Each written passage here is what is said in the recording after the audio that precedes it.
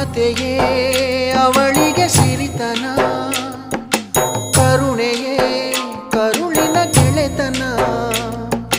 ದೇವರಿಗೂ ಅವಳೆ ತಾನೆ ದೇವರು, ಅವಳ ಸರಿ ಸಮ ಯಾರು ಕಾಣರು. ಅವಳ ಪ್ರೀತಿಯಲ್ಲಿ ಜಗವೇ ಬೆಳಗುವುದು. ಅಮ್ಮ ನಿನಗೂ ಮೊದಲು ಜಗದಲ್ಲಿ ಯಾರಮ್ಮ, ಹೆತ್ತವಳು ಯಾರಮ್ಮ, ಹೊತ್ತವಳು ಯಾರಮ್ಮ. ಅವಳಿದೆ ಅಮೃತದೇ ಉತ್ತರವೂ ಇದೆಯಮ್ಮ.